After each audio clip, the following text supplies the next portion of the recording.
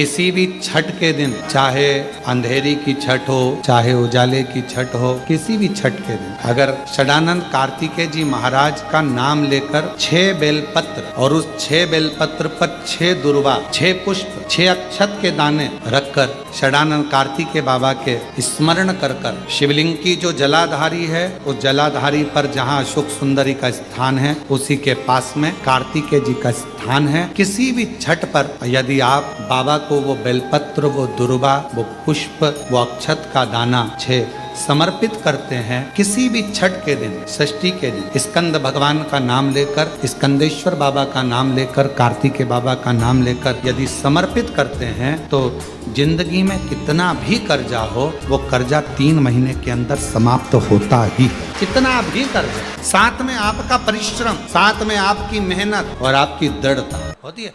शीतला माता की पूजन होती है ठंडे समय में, शीतल समय में। शीतला माता ने ये नहीं किया कि रोटी बना के उठो और थाली लेके लाइन में लग जाओ। तुम देखना, शीतला माता की पूजन करने लोग जाते ना शीतला सप्तमी, शीतला अष्टमी पे, बस 11 बजे तक तो रोटी बनाती रहेगी, सामान बनाती रहेगी। 1-1.5 घंटा में ठंडा हुआ, 12:30 बजे उठ के सीधे लाइन में लग जाएगी, जल्दी से पूजन करके सो जाऊंगी, काम खत्म।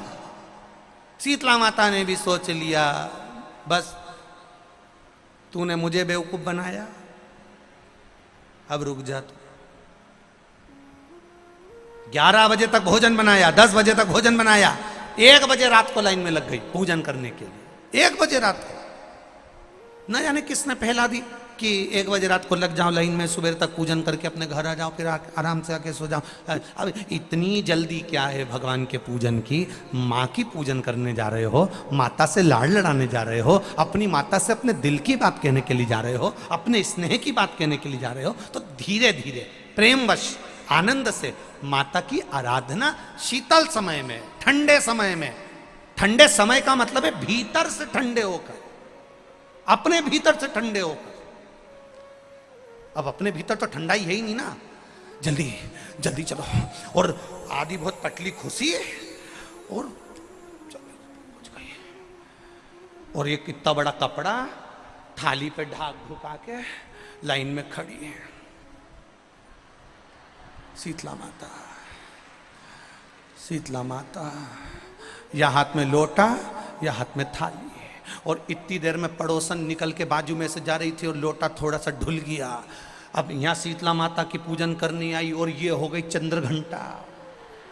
लोटा जरा सा ही पानी का झलका, देख के नहीं चल सकती। ठंडा भोजन हाथ में, लोटा ठंडा पानी का, और अंदर अग्नि। शीतला माता भी कह रही इसको अजान दो पहले, इसको क्या मतलब? भीतर से शीतल होइए, भीतर से ठंडे होइए। चित्त, वृत्ति, मन जब भीतर से शीतल होगा, ठंडा होगा, तो मेरी शीतला माता, तुमने पूजन करा ना करा, मेरी शीतला माता प्रसन्न हो जाएगी। बस भीतर से शीतल होइए, ठंडे होइए भीतर से।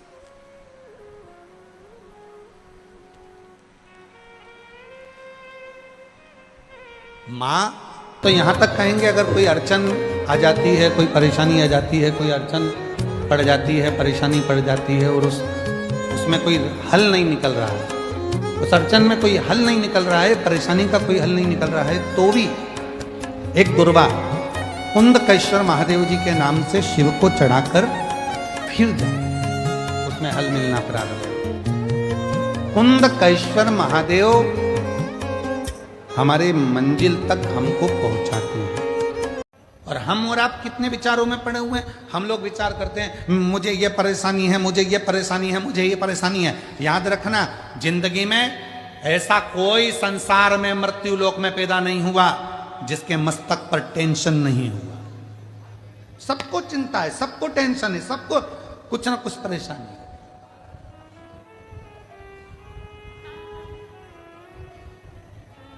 पर क्या करें, किसको करें?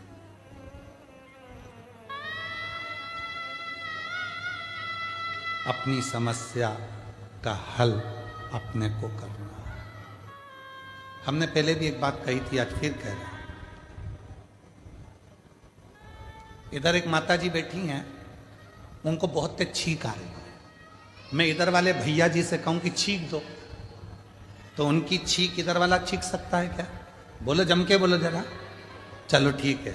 इधर एक दादाजी बैठे हैं, मैं उनको खांसी आ रही बहुत तेज, और मैं उनसे कहता हूं तुम मत खांसना, पड़ोसन खांसेगी। खांसने से काम चल जाएगा क्या? जम के बोलो नहीं। अपनी बटन अपने को खुद लगाना है, अपनी खांसी अपने को खुद खांसना है, अपनी छींक अपने को खुद छींकना है। अपने को पांव हाथ में खुजाल चली तो अपने को खुजालना है। अर्थात अपने पेट में दर्द हुआ तो दवाई भी अपने को खाना है। तो अपनी जिंदगी में अगर दुख आया है तो एक लोटा जल चढ़ाकर उस दुख को भी अपने को ही काटना है, कोई दूसरा नहीं काटेगा। संसार में कोई पैदा नहीं हुआ जो तुम्हारे दुख को काट दे। याद रखना, कहीं का महाराज तुमसे कह दे कि मेरे पास आकर बैठो, मैं तुम्हारा दुख काट दूंगा, समझ लेना पक्का बेवकूफ बना रहा है, 1,00,000-2,00,000 लेके चले जाएगा। सब बेवकूफ बना रहा है। कोई किसी का दुख नहीं काट सकता। संसार में कोई पैदा नहीं हुआ कि किसी का दुख काट दे। भगवान राम की जिंदगी में भी दुख आया था, 14 वर्ष का वनवास आया था। बड़े बड़े गुरु उनके पास में थे, विद्वान विद्वान उनके ऋषि उनके पास में थे, वो भी राम जी का दुख नहीं काट पाए। क्यों? राम जी ने पूछा मेरी जिंदगी में दुख आया, सीता मैया की जीवन में दुख आया था, इतने बड़े बड़े उनके पिता जनक जैसे विद्वान थे, तो दुख का नहीं काट पाए। क्यों? क्योंकि जो हमारे पिछले कर्म का भोग है वो हमको खुद भोगना पड़ेगा, अपना दुख खुद को काटना पड़ेगा, कोई नहीं काटे। सारी समस्या का हल एक लोटा जल, और वो एक लोटा जल तुम्हें चढ़ाना पड़ेगा, तुम्हें। इसलिए शिव महापुराण की कथा बार बार कहती है कि एक लोटा जल लेकर मंदिर जाओ, एक लोटा जल लेकर मंदिर जाओ, एक लोटा जल लेकर मंदिर जाओ। क्यों? क्योंकि तुम खुद चलकर जाओगे, उसके दरवाजे पर तुम्हारा अपना दुख है वो स्वयं काटेगा। बेटे का वो खुद काटेगा, बेटी का वो खुद काटेगा। अब मालूम पड़े तो तुम सोचो कि मेरी बेटी के लिए मैं कुछ कर दूं गुरुजी, मेरे बेटे के लिए मैं कुछ कर दूं गुरुजी। जिसके कर्म का जिसको भोगना, और अगर किसी के करने से हो सकता है तो करके देखो।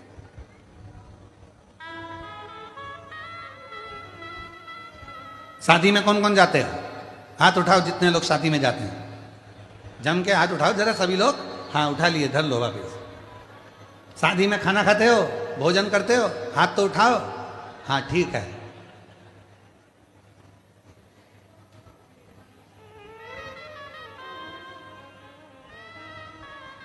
एक ही प्लेट में एक ही गुलाब जामुन की कटोरी, एक ही गाजर के हलवे की कटोरी, उसमें दोनों पति पत्नी खा लेते हो? जम के तो बोलो। गाजर का हलवा दोनों को अलग अलग खाना है। समोसा पति भी खाएगा, पत्नी भी खाएगी। इसकी प्लेट अलग, इसकी प्लेट अलग। ये खाएगा, इसका पेट भराएगा, वो खाएगी, उसका पेट भराएगा। तो मंदिर भी सबको जाना चाहिए। पर कई लोग विचार में रहे, गुरुजी जब दान करने का नंबर आता है, कहीं 150 रुपए चढ़ाना होते हैं, तो माताएं सिर पे पल्लू लेके पति को टच कर लेती है। टच। हमने पूछा इससे क्या होगा? 50-50। तो हमने कहा ठीक है, अब मिल कहीं की शादी में, और जो शादी में मिली उसके हाथ में प्लेट थी पति के हाथ में, हमने उसकी पत्नी से कहा टच कर ले, वो खाएगा तुझे मिल जाएगा। समोसा वो खाएगा मिलेगा तुझे, गाजर का हलवा वो खाएगा मिलेगा तुझे। अपनी आइसक्रीम अपने को साफ करना है, अपना दुख अपने को मिटाना है, दूसरे की सामर्थ्यता नहीं। ये तुम लोग जो ढोंग प्रपंच में फंस जाते हो, आडंबर में फंस जाते हो, कहीं का आकर कह देता मेरे पास आकर बैठो मैं तुम्हारी पूरी जिंदगी संवार दूंगा, मैं तुम्हारा दुख मिटा दूंगा। उसका बापड़े का तो खुद नहीं मिट रही है जो तुम्हारा मिटाने चला। और किसी के पास जाओ और वो कह दे तुम्हारा दुख मैं मिटाऊंगा, तो उसको कह के आ जाना एक लोटा जल चढ़ा ले, तेरा खुद मिट जाएगा। सारी समस्या का हल एक लोटा। बेटी को दिया वो दान नहीं है, वो उसका हक है।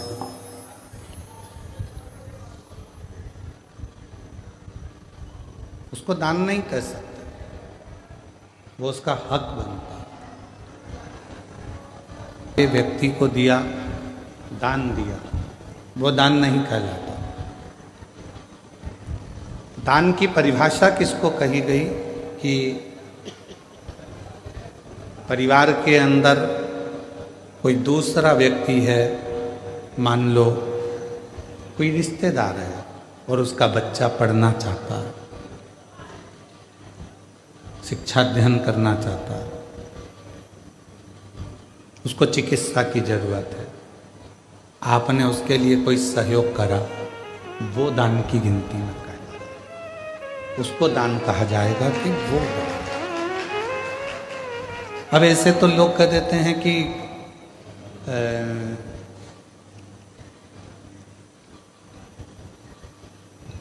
कितना सुंदर कहा है कि यदि हम किसी व्रत का उद्यापन करते हैं, हम किसी व्रत का यदि उद्यापन कर रहे हैं और उद्यापन यदि हम कर रहे हैं तो उद्यापन करने में भी पहला प्रयास होना चाहिए कि बाहर की जो माताएं हैं, बाहर के जो जोड़े हैं, बाहर के जो लोग हैं, उद्यापन में पहले उनको गिना जाए।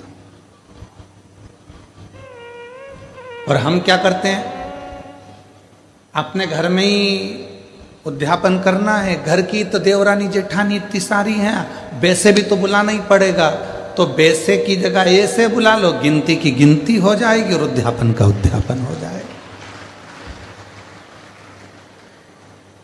मतलब तुम्हें काम निपटाना है, तुम्हें उस उद्यापन का फल प्राप्त नहीं करना, तुम्हें उस उद्यापन का फल नहीं चाहिए, तुम्हें केवल काम को निपटाना है, केवल काम निपटाना। नहीं भाई, उद्यापन करोगी तो देवरानी तो भोजन करेगी करेगी, जेठानी तो भोजन करेगी करेगी, ननंद भी आएगी आएगी, नंदोई भी आएगा आएगा, तो इन सबको तो तुमको भोजन कराना है, पर इनको उद्यापन में नहीं गिनना है। उद्यापन में उनको गिनो जो दूसरे हैं।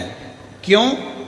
हम अगर जेठानी को भोजन करा रहे हैं उद्यापन में और जेठानी झूठे बर्तन को हाथ लगा रही है, हम ननंद को भोजन करा रहे हैं उद्यापन में और ननंद पट्टी बिछा रही है, भोजन परोस रही है, काम कर रही है, तो तुम्हारे उद्यापन का फल कहां से मिलेगा तुमको?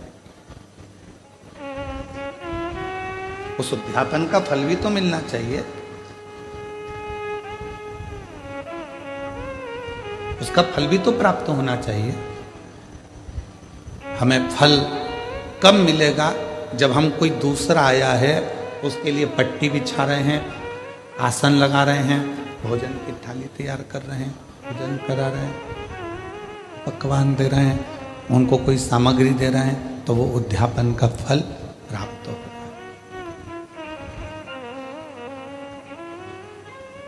वो लेकर गया, यहाँ से थोड़ा आपने कुछ दिया, उसको कलश दे दिया, तुमने कोई सुहाग की सामग्री दे दी, कोई चूड़ी दे दी, कोई बिछुड़ी दी, कोई ब्लाउज पीस दिया, कोई तुमने उसको साड़ी दी या कोई सामान दिया, तो वो लेकर गए, वो लेकर पहुंचा, तो वो उद्यापन है। अब तुमको मालूम है कि अगर मैं उद्यापन करूंगी तो मुझे ननंद को तो बुलाना पड़ेगा, मम्मी नहीं मानेंगी। तुमको मालूम है कि मैं उद्यापन करूंगी तो मुझे जेठानी को तो बुलाना ही पड़ेगा, देवरानी को तो बुलाना ही पड़ेगा, जेठानी को बुलाना ही पड़ेगा, मानेंगे नहीं घर के लोग। तो क्यों ना उनको भी उद्यापन में जोड़े में गिन लूं, और तुमने उनको भी उद्यापन के जोड़े में गिन लिया और विचार करा, मेरे 16 जोड़े पूरे हो गए, मेरे 16 सोमवार का उद्यापन हो गया, अब भगवान शंकर मुझे फल देंगे। शंकर जी सोचे, जितनी चतुर तू है उससे चौगना चतुर मैं हूं।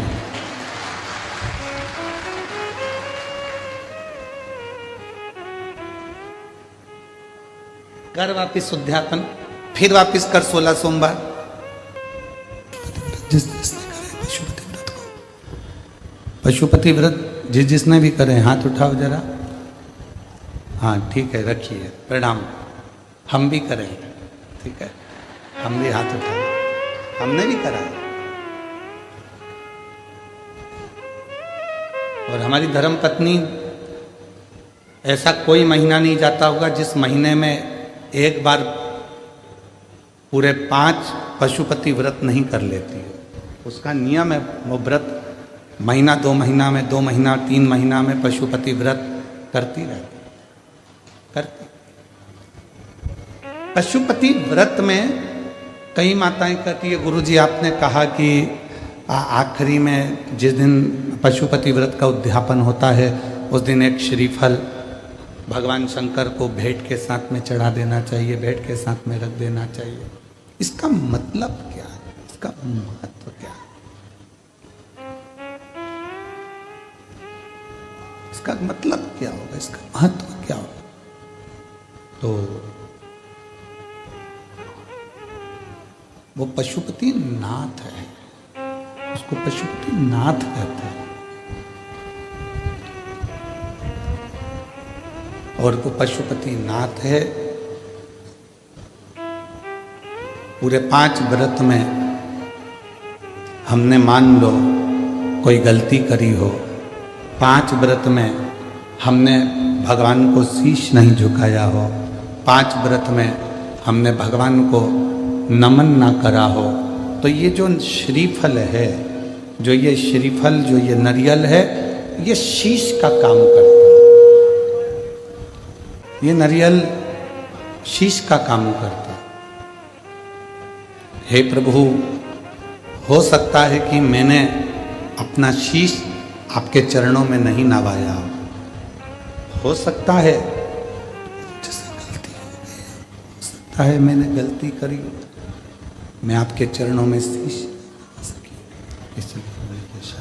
इसलिए मैंने ये शीश रूपी नारियल, मैंने ये अपना मस्तक, शंभो शंभो, मैंने अपना ये मस्तक, अपना ये शीश आपके चरणों को नमन करने